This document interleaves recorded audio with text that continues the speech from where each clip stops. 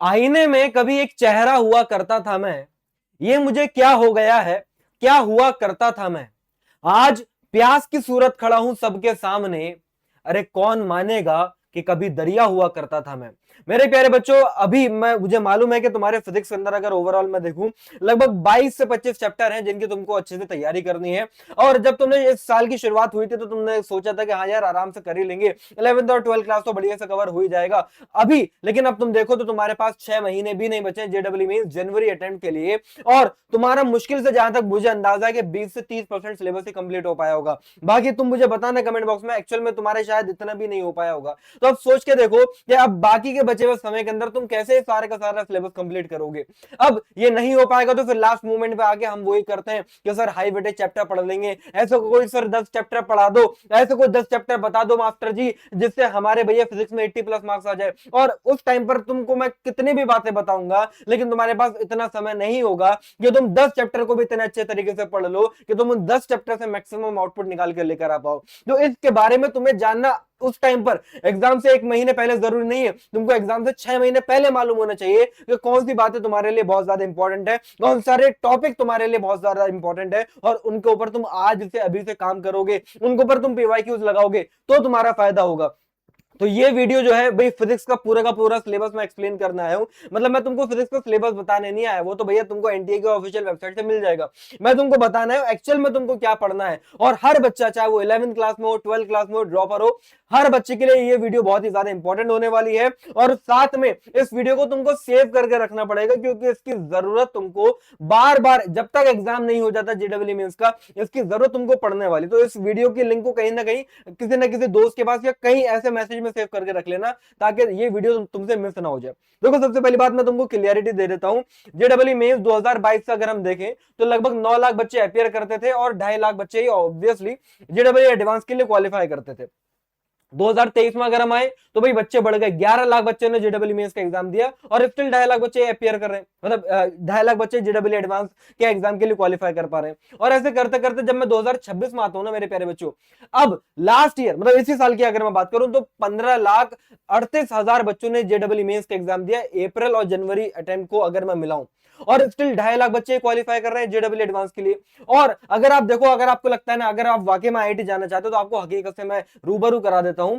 IIT की total मिला के जो सीट्स हैं कितनी है, टोटल 18,000 सीट्स हैं। और ये 18,000 सीट्स उन बच्चों को मिलती हैं जो बच्चे 2.5 लाख बच्चों में एडवांस के लिए क्वालिफाई करते हैं। तो तुमको इन 2.5 लाख बच्चों के अंदर अगर जाना है तो तुमको कॉम्पीट करना पड़ेगा इन लगभग 15,40,000 बच्चों से। और 2027 में तो हो सकता है कि शायद ये 16 लाख हो जाए, जिस तरीके से पूरा का पूरा कॉम्पिटिशन बढ़ता जा रहा है। अब मुझे जरा बताओ कि इन 16 लाख बच्चों में से तुम टॉप के 2.5 लाख बच्चों में भी आ सकते हो? क्या पॉसिबल है? शायद सुनने में तुमको लग रहा हो बहुत ही ज्यादा टफ है। और देखो जरा तुम्हारा टारगेट स्कोर क्या होना चाहिए भाई। जेडब्ल्यू मेंस का पेपर तुम्हारा टोटल 300 नंबर का होता है, तो 300 में से तुम्हारे क्या नंबर आने चाहिए, आइए जरा उसकी भी बात कर लेते हैं। कहा जाता है कि अगर किसी बच्चे की 99 परसेंटाइल आ जाए तो भाई एडवांस के लिए तो क्वालिफाई कर ही गया, आंखें बंद करके, कोई टेंशन वाली बात नहीं है। लेकिन बहुत सारे एनआईटी, जीएफटीआई, ट्रिपल आईटी, इन सब में एडमिशन जेडब्ल्यू मेंस के तुम्हारी परसेंटाइल के बेसिस पर होता है, तुम्हारी रैंक के बेसिस पर होता है। और कुछ तो भैया एनआईटीज ऐसी भी हैं जो आईआईटी से भी अच्छा पैकेज ऑफर करती हैं, समझ रहे हो? तो वो तुमको मिल जाएगी अगर तुम्हारी 99 परसेंटाइल आई है। तो आप में से हर एक बच्चा चाहे वो पढ़ाई में अच्छा हो या खराब हो मैटर नहीं करता, मेरा ये मानना है कि तुम्हारा टारगेट स्कोर दिमाग में ये बैठ जाना चाहिए कि कुछ भी करके मुझे 99 परसेंटाइल लेकर आ जानी है। अरे आईआईटी मिलेगा या नहीं मिलेगा वो बात की बात है, पहले मेंस के ही जरिए मैं एनआईटी तो अपनी कंफर्म कर लूं, समझ रहे हो? तो अब अगर उसके हिसाब से भी मैं देखूं तो भाई 2023 में 155 से 200 के बीच में अगर किसी बच्चे का स्कोर था 2023 में तो 99 परसेंटाइल आ रही थी। और ऐसे करते करते जब मैं 2026 तक पहुंचता हूं तो स्टिल अभी भी देखो वो रेंज सेम है। भले ही कंपटीशन बढ़ता जा रहा है, समझना बात को, भले कंपटीशन बढ़ता जा रहा है। 2022-23 में तो लगभग 11 लाख बच्चे थे, 2026 में देखो भैया लगभग 15.5 लाख बच्चे हैं। स्टिल 99 परसेंटाइल लाने के लिए तुम्हारा स्कोर 195 के अराउंड ही होना चाहिए। मतलब कहीं ना कहीं मैं ये भी कह सकता हूं कि पेपर की डिफिकल्टी लेवल भी बढ़ती जा रही है। बच्चा बढ़ गया है लेकिन परसेंटाइल सेम लाने के लिए सेम स्कोर चाहिए, इसका मतलब कहीं ना कहीं पेपर की डिफिकल्टी बढ़ती जा रही है। तो 155 से 95, 195 मतलब मुद्दे की बात ये निकल कर आती है मोटा मोटा कि तुम्हारा स्कोर 200 प्लस होना चाहिए। तो इस वीडियो को देखने वाले हर बच्चे के दिमाग में छप जानी चाहिए कि भाई कैसे भी करके मुझे 200 नंबर लाने हैं आउट ऑफ 300। अगर मेरे आउट ऑफ 300 200 नहीं आए तो भैया नैया हमारी शायद पार नहीं हो पाएगी। आईआईटी मिला या नहीं मिला उसकी तो दूर की बात, शायद एनआईटी भी ना मिल पाए। अब ये करने के लिए 200 सोच के देखो, अगर 200 नंबर तुम्हें चाहिए, मतलब तुमको लगभग, मैं ऐसा कह सकता हूं कि भाई 70% तो तुम्हारा ऐसा पेपर जाना चाहिए जो तुम फॉर श्योर हो कि तुमने सारे सवाल सही करे हैं। 200 नंबर के अगर तुमको चाहिए तो मैं ये मानूंगा कि भाई टोटल, भाई कितने, सीधी सी बात है, आप आउट ऑफ 75 क्वेश्चन, 25 25 25 तीनों के आते हैं ना, फिजिक्स केमिस्ट्री मैथ के, आपके भैया 50 क्वेश्चन तो पूरे के पूरे सही जाने चाहिए, तभी तो तुम्हारा 200 प्लस आएगा। और नेगेटिव मार्किंग को तो कंसिडर नहीं कर रहा। अब ये 50 क्वेश्चन तुमको सॉल्व करने, मतलब मैं आपसे क्या कह रहा हूं कि ये तुम्हारा 2/3 हो गया। 2/3 का मतलब लगभग 70% के आसपास तुम्हारा सिलेबस अच्छे से प्रिपेयर रहना चाहिए, जिसके ऊपर तुम पूरे कॉन्फिडेंट हो। क्या 70% सिलेबस तुम्हारा कंप्लीट हो जाएगा? देख लेना, मुझे नहीं लगता शायद हो पाएगा। अब एक चीज मैं तुमको और दिखाता हूं। अगर आपको ये लगता है कि सर मैं 100% सिलेबस कर लूंगा तो मेरे 99 परसेंटाइल आ जाएगी, मैं तब भी बता रहा हूं, मैंने ऐसे भी बच्चे देखे जो काफी टैलेंटेड होते हैं, काफी हार्ड वर्किंग होते हैं, जिन्होंने ड्रॉप भी ले रखा होता है, 3-3 साल पढ़ाई करी होती है और सिलेबस 100% कंप्लीट कर लिया होता है। यही बहुत रेयर बात है, लेकिन स्टिल उनकी 99 परसेंटाइल नहीं आती। भाई क्यों नहीं आती? क्योंकि कहानी जरा ये है, ये जो व्हाइट वाला पोर्शन पूरा का पूरा दिख रहा है, एक्चुअल में ये जेडब्ल्यू का तुम्हारा सिलेबस है। लेकिन ये जो तुम येलो वाला पोर्शन देख रहे हो ना, ये वो पोर्शन है जहां से एक्चुअली एनटीआर भैया तुम्हारा क्वेश्चन पेपर बनाता है और जहां से सवाल आते हैं, जो कि इसके कंपैरिजन में बहुत ही छोटा है। मैं आपको एक एग्जांपल देता हूं कि भाई टोटल तुम्हारे फिजिक्स के अंदर यार, मैं कह रहा हूं कि चलो 20 चैप्टर भी अगर मैं ले लेता हूं, तो भाई हर एक चैप्टर के अंदर ऑन एन एवरेज 8 टॉपिक्स तो होंगे। हाँ सर होंगे। तो 8 टॉपिक का मतलब ये हो गया टोटल तुम्हारे 160 टॉपिक्स हैं। 160 टॉपिक्स हैं। अब मुझे जरा बताओ, हर टॉपिक से सवाल आएगा? और जेडब्ल्यू मेंस में ऐसा नहीं होता कि भाई 3-4 टॉपिक को मिला के दिया जाता है, वो तो जेडब्ल्यू एडवांस में होता है। तो भाई एक या दो टॉपिक ही मिला के सवाल आएगा। मतलब उस हिसाब से देखूं तो भाई हमारे फिजिक्स के अंदर 25 क्वेश्चन आने हैं, तो 25 क्वेश्चन कहीं ना कहीं, बहुत से बहुत भी अगर मैं मान के चलूं तो 50 से 60 टॉपिक ही होंगे जहां से आता है। बात तो सर सही कह रहे हो। मतलब मैं कह रहा हूं ये 25 क्वेश्चन कहां से निकल कर आ रहे हैं? ये कोई ना कोई 50 टॉपिक से निकल कर आएंगे। इससे ज्यादा टॉपिक से तो भाई एक शिफ्ट के अंदर पेपर में क्वेश्चन आ नहीं सकते। ये तो बात प्रैक्टिकली पॉसिबल है। ऐसा तो है नहीं कि भाई एक ही क्वेश्चन के अंदर वो 5-5 टॉपिक दे देंगे। स्टिल अगर मैं देखूं तो 125 टॉपिक बैठ रही है, लेकिन ऐसा पॉसिबल नहीं है। ऐसा तो जेडब्ल्यू एडवांस में नहीं होता, मेंस में कहां से हो जाएगा? तो अगर मैं ये बोलता हूं कि एक, मतलब एक क्वेश्चन भी 2-2 टॉपिक्स अगर मिला के बना है तो भी 50 टॉपिक बैठ रहे हैं। ठीक है सर, बात समझ में आ रही है। और हर शिफ्ट में थोड़ा बहुत ऊपर नीचे हो सकता है, तो मैं मोटा मोटा मान लेता हूं कि यार 50 से 60 टॉपिक से ज्यादा फिजिक्स में एक, हर साल मैं ये कह सकता हूं कि इससे ज्यादा टॉपिक पर सवाल बना ही नहीं सकते एनटीए वाले। लेकिन तुमको पढ़ने कितने पढ़ने हैं? 160 टॉपिक्स। 160 टॉपिक्स। और अगर तुम ये 160 टॉपिक्स पढ़ भी लेते हो तो क्या गारंटी है कि तुम्हारी 99 परसेंटाइल आ जाए? कोई गारंटी नहीं है। क्योंकि जब तुमने ये सारे के सारे 160 टॉपिक्स पढ़े होंगे तो ऑब्वियसली तुमने क्वांटिटी के ऊपर फोकस करा है, तुम्हारी क्वालिटी तो यहां पर लूज हो जाएगी। लेकिन अगर मैं तुमसे कह रहा हूं तुम जैसा करने वाले थे वैसा कर मेरे भाई, मैं कुछ नहीं कह रहा, मैं ये नहीं कह रहा कि भाई छोड़ दो चीजों, मैं कह रहा हूं जिस तरीके से तुमने सोच के रखा था पढ़ाई करने का तुम करो। लेकिन बस मैं तुमसे इतना सा कह रहा हूं कि इन 160 टॉपिक में से लगभग 50 से 60 टॉपिक मैं तुमको ऐसे बताने वाला हूं जिससे 25 सवाल आएंगे आएंगे। और ये मैं कैसे कह पा रहा हूं? ये मैं लास्ट 5 ईयर का ट्रेंड देखकर कह रहा हूं। मैंने क्या करा, पुराने 5 साल, लगभग 2021 से लेकर 2026 तक का है ना, 7 साल यही हो गया ऑब्वियसली, तो मतलब 6 साल तो मान के चल सकते हो। तो मैंने पूरा का पूरा डेटा उठा के देखा, मैंने हर एक शिफ्ट का पेपर एनालाइज करा, और वो एनालाइज करने के बाद मैंने देखा कि भाई इस शिफ्ट में इस चैप्टर से कौन से टॉपिक से सवाल आए। और इस तरीके से करते करते करते करते मैंने पूरे के पूरे 6-7 साल में मैंने ये देखा कि किस टॉपिक से सबसे ज्यादा सवाल आए और किस टॉपिक से सबसे कम सवाल आए। ये काम मैंने करा है 160 टॉपिक्स के लिए। ध्यान से तुम जरा समझो मैं तुमको क्या चीज दे रहा हूं। 160 टॉपिक्स के लिए मैंने ये काम करा। अब इन 160 टॉपिक में से मैंने टॉप प्रायोरिटी के 60 टॉपिक तुम्हारे लिए ऐसे निकाले। मैंने 160 टॉपिक को क्या करा, अरेंज करा on the basis of the किससे पुराने 6-7 सालों में सबसे ज्यादा सवाल आए। तो उन 6-7 सालों में जिसमें सबसे ज्यादा सवाल आए, तो जो टॉप के लगभग 60 टॉपिक हैं वो मैंने उठा के अलग कर लिए, बाकी के मैंने हटा दिए। तो ये 7 टॉपिक मैं तुमको इस सेशन के अंदर देने वाला हूं जो तुमको पढ़ने हैं। और ये सोच के देखो ये चीज करने में मुझे कितनी मेहनत करनी पड़ी होगी, और ये चीज मैं तुमको दे रहा हूं, और जिसको ये चीज मिल गई फॉर श्योर वो स्मार्ट वर्क करेगा और उसके सबसे अच्छे मार्क्स आएंगे फिजिक्स के अंदर। और ये ऐसी चीजें सिर्फ अभी नहीं, मैं आगे भी, अभी तो देखो 6 महीने बचे हैं, अभी मैं बहुत कुछ इस चैनल के ऊपर देने वाला हूं। तो आप सारे के सारे बच्चे चैनल को सब्सक्राइब कर लीजिए, क्योंकि सोचिए देखो अगर ये वीडियो तुम तक नहीं पहुंची होती तो गारंटी है कि भैया तुमको ये बात पता ही नहीं चल पाएगी एग्जामिनेशन हॉल तक जाने तक, और तुम्हारा कितना बड़ा नुकसान हो जाएगा। और लास्ट में एक तुम सब लोगों के लिए सरप्राइज गिफ्ट भी है, जरा सुनिएगा। तो सबसे पहली टिप तुमको जो वो करनी है वो ये है कि आप पहले चैप्टर को प्रायोरिटाइज करिए। तो प्रायोरिटी के बेसिस पर मैंने ये चैप्टर निकाले कि भाई जैसे कि इस स्लाइड के ऊपर जितने भी आप चैप्टर्स देख रहे हो ये वो सारे के सारे चैप्टर्स हैं मेरे प्यारे बच्चों, जो हाई वेटेज भी है और शॉर्ट टॉपिक्स है, मतलब जहां से सवाल आएगा ही आएगा और इजी भी है, तुम कर सकते हो। तो एक बार देख लो, एक बार अच्छे से पूरी लिस्ट को देख लो भाई। Units and measurement, heat and thermodynamics, dual nature of radiation, atoms, nuclei, ये करते करते यहां तक। तो ये फिलहाल वो है जहां से देखो 2024-25 के हिसाब से भी अगर ऑन एन एवरेज देखें 1 से 2 सवाल, 2 से 3 सवाल आ रहे हैं, और इधर 2026 के बेसिस पर भी आप देखो 1 से 2 सवाल, 2 से 3 सवाल इस टाइप से आ रहे हैं।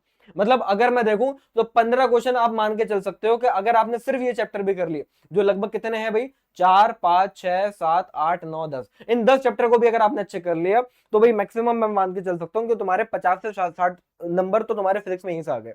देखो मैंने इसी चैनल के ऊपर एक वीडियो करी थी जिसमें मैंने बच्चों से कसम खिलवाई थी कि अगर तुम सीरियस हो तो मैं तुमको बहुत कुछ देने वाला हूं। तो बच्चे ने कहा था सर आर या पार, फिजिक्स में 80 पार। तो 80 पार कैसे करना, वही मैंने उस चीज का जवाब तुम्हारे लिए मैं लेकर आया हूं। ये हो गया। और इसके अलावा और भी बहुत सारे चैप्टर हैं। तो ये वो चैप्टर हैं जो मैनेजेबल है, जहां से सवाल आता है, जैसे वेव ऑप्टिक्स हो गया, कैपेसिटर हो गया, alternating current, magnetic properties of matter हो गया, waves, gravitation, work power energy, electromagnetic waves और लॉज ऑफ मोशन। तो ये वो है जो मैनेजेबल भी है और ठीक ठाक है, मतलब एक एक सवाल ऑन एन एवरेज यहां से आता है। देख लो 2026 के बेसिस पर देखें तो एक के आसपास ही होगा, एक से ज्यादा की वेटेज इनमें से किसी की भी नहीं है। हाँ कुछ ऐसे भी चैप्टर हैं जो एफर्ट बेस्ड है लेकिन उनकी वेटेज ज्यादा है, जैसे प्रॉपर्टीज ऑफ मैटर 2 सवाल आए, हर साल आ रहे हैं। ज्योमेट्रिकल ऑप्टिक्स से भी अगर आप देखो तो 2 सवाल आ रहे हैं। रोटेशनल मोशन टफ है, लेकिन अगर मूवमेंट ऑफ इनर्शिया पढ़ लेते हो तो एक सवाल वहीं से आ जाएगा। तो आप ऐसे भी कर सकते हो। तो फिलहाल मुद्दे की बात ये, पहले मैंने आपको स्मार्ट वर्क करके ये बात बता दी है कि तुम्हारे लिए इंपॉर्टेंट चैप्टर्स कौन से हैं। ये कोई भी बता देता है, ये कोई भी बता देता है, ये तो तुमको चैट जीपीटी भी बता देगा। मैं जो तुमको बताने वाला हूं वो भैया उसके लिए बहुत मेहनत करनी पड़ी है, बहुत होमवर्क करना पड़ा है। अब मैं तुमको दे रहा हूं प्रायोरिटाइज टॉपिक, कि जितने भी मैंने आपको चैप्टर्स बताए हैं इन चैप्टर में से कौन कौन से टॉपिक को तुमको बहुत अच्छे से स्ट्रॉन्ग करना है, अब मैं तुमको वो देने वाला हूं। तो ये बात बहुत ही ज्यादा इंपॉर्टेंट है, और जो जो भी तुम चैप्टर पढ़ते जाओगे तो तुमको बस ये करना है कि उस चैप्टर में से जो टॉपिक मैंने तुमको बताया है उसको बहुत अच्छे से पढ़ना है जब भी तुम पढ़ने बैठोगे। इसलिए मैंने तुमसे कहा था तुमको इस वीडियो की बार बार जरूरत पड़ेगी। तो सबसे पहले जैसे यूनिट्स एंड मेजरमेंट, ठीक है, यूनिट्स एंड मेजरमेंट में तुमको ये सारे टॉपिक बहुत अच्छे से करने हैं। Dimensional analysis, errors in measurement. देखो डायमेंशनल एनालिसिस का ही अगर मैं देखूं ना तो क्वेश्चन पर शिफ्ट, ये पुराने 2 साल का मैंने जब 2024 और 25 का डेटा देखा तो 0.82 आ रहा है। मतलब अगर किसी का भी 0.5 से ज्यादा आ रहा है तो वो मैं बता रहा हूं तुम्हारे लिए बहुत ज्यादा इंपॉर्टेंट है। अगर किसी भी चीज का क्वेश्चन पर शिफ्ट 0.5 से अगर ज्यादा है, मैं बता रहा हूं उसके आने के बहुत ज्यादा चांसेस है 2027 और 28 तुम जब भी पेपर देने वाले हो। तो देखो 0.82 मतलब मैं गारंटी से कह सकता हूँ डायमेंशनल एनालिसिस पर सवाल आएगा। मैं डेटा पर बोल रहा हूँ भाई, मैं इमोशंस के बेसिस पर बोल ही नहीं रहा। एरर्स इन मेजरमेंट 0.36 है तो बहुत ज्यादा इंपॉर्टेंट नहीं है ना। डायमेंशन ऑफ फिजिकल क्वांटिटी 0.182 ज्यादा इंपॉर्टेंट नहीं है। वर्नियर कैलिपर 0.28 बहुत ज्यादा इंपॉर्टेंट नहीं है। तो ये तीनों टॉपिक एक तरफ और डायमेंशनल एनालिसिस एक तरफ है। लेकिन अगर करना तो तुमको सभी है, इनको ये चारों के चारों टॉपिक तुमको करने हैं। तो वहां से अगर मैं देखूं ना तो ओवरऑल 1.64 बैठता है। तो मैं आपसे कह रहा हूं कि अगर किसी बच्चे ने यूनिट्स एंड मेजरमेंट में ये सिर्फ 4 टॉपिक अच्छे से कर लिए तो भाई 1.64 का ऑन एन एवरेज निकल कर आ रहा है। मतलब 8 मार्क्स तुम्हारे यहां से कंफर्म हो गए, मुझसे लेके चले जाना अगर ना मिले तो 8 मार्क्स तुम्हारे कंफर्म हो गए। और इसी तरीके से मैं तुमको सारे चैप्टर का बताऊंगा। काइनेमेटिक्स का देख लो, तो काइनेमेटिक्स में पूरा चैप्टर पढ़ोगे, ऑब्वियसली पढ़ोगे, लेकिन ये सारे टॉपिक बहुत अच्छे से कर लेना। यूनिफॉर्मली एक्सेलरेटेड मोशन, एवरेज और इंस्टेंटेनियस वेलोसिटी के ऊपर सवाल आ जाते हैं। साथ में प्रोजेक्टाइल मोशन, एवरेज 0.94 बैठ रहा है स्टिल, मतलब यहां से तुम 4 नंबर अपने पक्के मान के चलो। लॉज ऑफ मोशन में Newton second law of motion, और हमारा इक्विलिब्रियम वाला मतलब वही ट्रांसलेशनल इक्विलिब्रियम की बात है। सर्कुलर मोशन में वर्टिकल सर्कुलर मोशन पढ़ लो खाली। और साथ में अगर मैं बात करूं वर्क पावर एनर्जी, लाओ मैं थोड़ा छोटा हो जाता हूं ताकि तुमको दिक्कत ना हो। ठीक है, मैं यहाँ पर साइड में थोड़ा सा छोटा हो जाता हूँ, एक सेकेंड।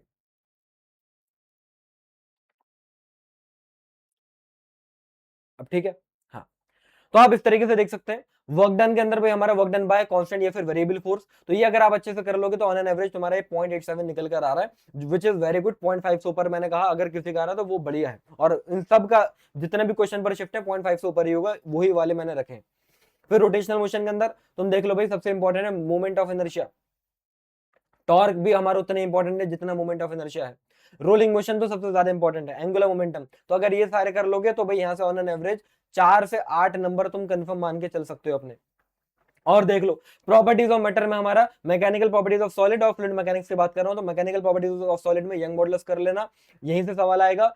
बाकी फ्लूइड मैकेनिक्स के अंदर तुम सर्फेस एनर्जी, सर्फेस टेंशन और बर्नौलीज के ऊपर सवाल कर लेना 0.85, मतलब यहाँ से भी 4 नंबर तो तुम कंफर्म मान के चल सकते हो। ग्रेविटेशन थोड़ा सा लो वेटेज होने वाला है, लेकिन मेरी अंदर की गट फीलिंग ये कह रही है कि 2027 के अंदर ज्यादा सवाल होंगे ग्रेविटेशन से। तो मोशन ऑफ अ सैटेलाइट और acceleration due to gravity, height और डेप्थ पर, ये अच्छे से कर लोगे तो ऑन एन एवरेज स्टिल 0.5 से तो ऊपर ही है, तो इंपॉर्टेंट ही है।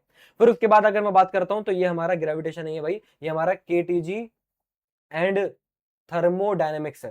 तो केटीजी एंड थर्मोडायनेमिक्स में अगर मैं बात करूं, डिग्री ऑफ फ्रीडम हो गया, एडियाबैटिक पॉलीट्रॉपिक प्रोसेस हो गया, आइसोथर्मल, आइसोकोरिक, आइसोबारिक प्रोसेस हो गया, और आरएमएस स्पीड वगैरह हो गई। तो इन सब का देखो 1.41 बैठ रहा है, इसका मतलब पूरे पूरे चांसेस है कि 8 नंबर तुम्हारे यहां से कंफर्म हो जाएंगे।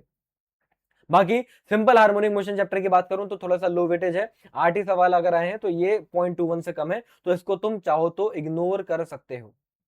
मैंने आपको बस बता दिया, चाहो तो इग्नोर कर सकते हो। आगे बढ़ते हैं, 12 क्लास के चैप्टर पर आ जाओ। तो इलेक्ट्रिक फील्ड ड्यू टू बड़े बड़े ऑब्जेक्ट की वजह से, पॉइंट चार्ज की वजह से, कूलम्ब लॉ, है ना, और हमारा कैपेसिटेंस के अंदर भाई इक्विवेलेंट कैपेसिटेंस निकालना है, फिर आरसी सर्किट, तो ये निकाल के पूरा 0.97 बैठ रहा है, मतलब यहां से भी तुम 4 नंबर अपने कंफर्म मान के चलो। करंट इलेक्ट्रिसिटी से तो 1.10, मतलब 4 से 8 नंबर तुम कंफर्म मान के चल सकते हो, जिसमें कॉम्बिनेशन ऑफ रेजिस्टर हो गया, Kirchhoff law, ammeter, wheatstone bridge, ये सारी बातें हो गई। मैग्नेटिक इफेक्ट्स ऑफ करंट, देखो करंट इलेक्ट्रिसिटी से भी ज्यादा इसकी हाई वेटेज हो चुकी है।